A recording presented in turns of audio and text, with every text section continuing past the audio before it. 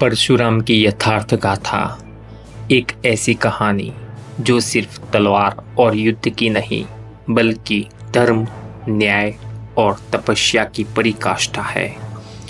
इस कहानी का हर शब्द आपको झकझोर देगा, इसलिए अंत तक देखिएगा, क्योंकि अंत में मिलेगा एक ऐसा रहस्य जिसे जानकर आप खुद को बदलने पर मजबूर हो जाएंगे।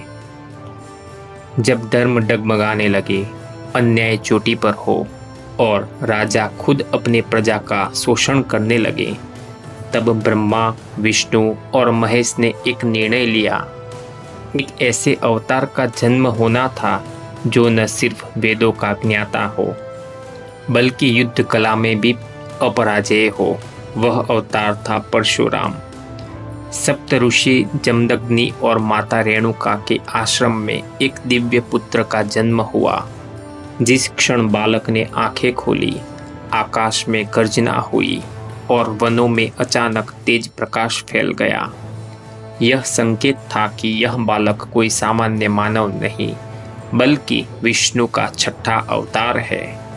उनका नाम रखा गया राम, लेकिन कालांतर में वे अपने प्रिय शस्त्र परशु के कारण परशुराम कहलाए। बचपन में ही अद्भुत प्रतिभा। परशुराम बचपन से ही मेधावी और तपस्वी थे।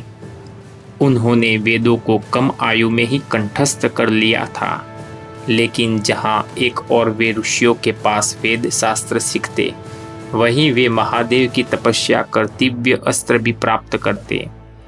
एक बार उन्होंने कैलाश पर्वत पर कठोर तप किया।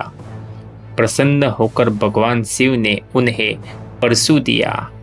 परशु मतलब कटा हुआ फलक वाला दिव्य फरसा, जो अजेय था और जिसका प्रहार कोई नहीं रोक सकता था।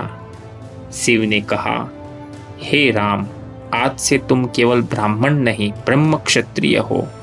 तुम्हारा धर्म है अधर्म का नाश और धर्म की रक्षा। पहली परीक्षा पिता की आज्ञा। परशुराम की पहली अग्नि परीक्षा तब हुई जब उनकी माता रेणुका ने एक क्षण के लिए मन में मोह उत्पन्न किया।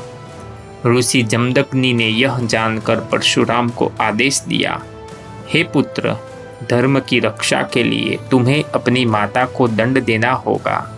पुत्र ने बिना किसी प्रश्न के अपनी माता का वध कर दिया।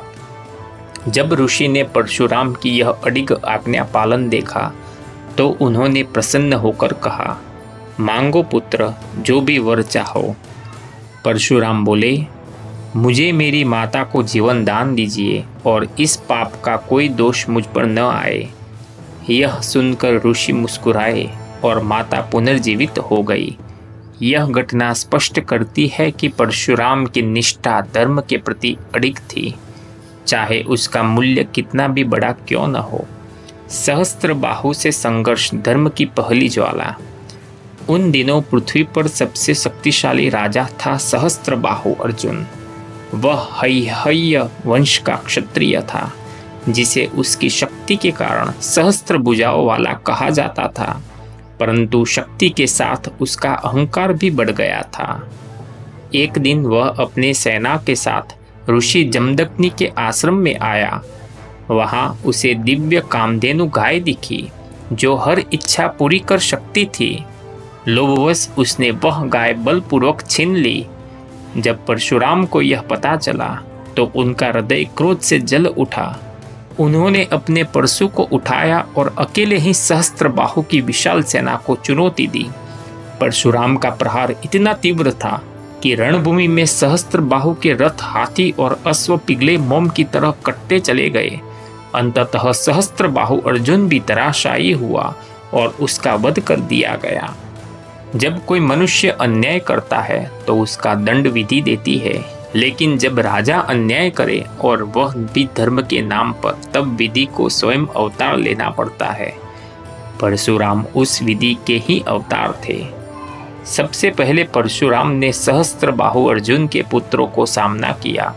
उन सभी ने मिलकर विद्रोह किया, लेकिन परशुराम अकेले ही उनकी सेनाओं पर टूट पड़े। उनकी परशु की धार इतनी तीव्र थी कि रथ दो भागों में बट जाते, तलवारें टकराने से पहले ही गिर जाती। एक एक करके नष्ट हुआ महाराज्य। परशुराम का अभियान किसी एक राज्य तक सीमित नहीं था। वे गंगा के तट से लेकर सरस्वती की धाराओं तक, कावेरी के किनारे से लेकर क्षिप्रा की लहरों तक हर स्थान पर गए और जहां भी अधर्मी देखा वहीं न्याय का परशु चला। राजा सहदेव, सोमक, सुदा सभी शक्तिशाली परशुराम के सामने टिक नहीं सके। जब परशुराम के परशु की धार से समस्त राजवंश कटने लगे, तब कई स्त्रियां गर्भवती अवस्था में आश्रमों में शरण लेने लगी। परशुराम ने उन स्त्रियों की रक्षा की और कहा, मैं अधर्मी राजाओं का वध कर रहा हूँ, माताओं और अजन्मे बालकों का नहीं। भविष्य के लिए धर्म की आशा तुमसे ही है। यही कारण है कि बाद में उन्हीं स्त्रियों से पुनर्जन्म वंशों ने भविष्य के धर्म युद्धों में महत्वपूर्ण भूमिका निभाई। जब संहार पूर्ण हुआ तब परशुराम से प्राप्त भूमि को ब्राह्मण को दान दिया। उन्होंने कहा, मैं न तो इस भूमि का स्वामी हूँ न इच्छुक, यह तो मात्र यज्ञ भूमि है।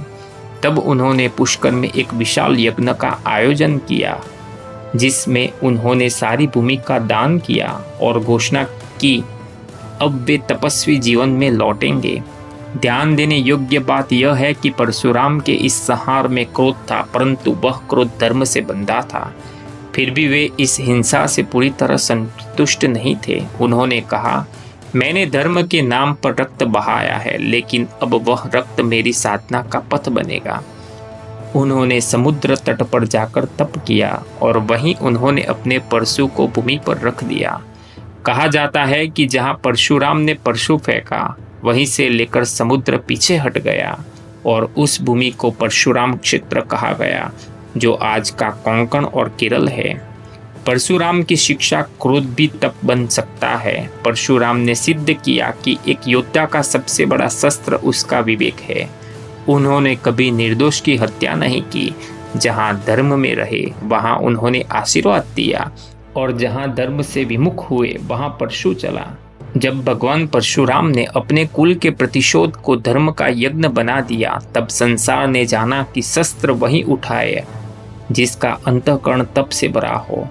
आज भी यदि अन्याय के विरुद्ध आपका मन जलता है तो इस कथा को जीवन में उतारिए, और यदि आपको यह कहानी प्रेरणादायक लगी हो तो हमारा चैनल सब्सक्राइब कीजिए, क्योंकि अगली कहानी में हम लाएंगे ऐसे योद्धा की गाथा जो परशुराम के ही चरणों में शिक्षा पाकर अमर हो गया।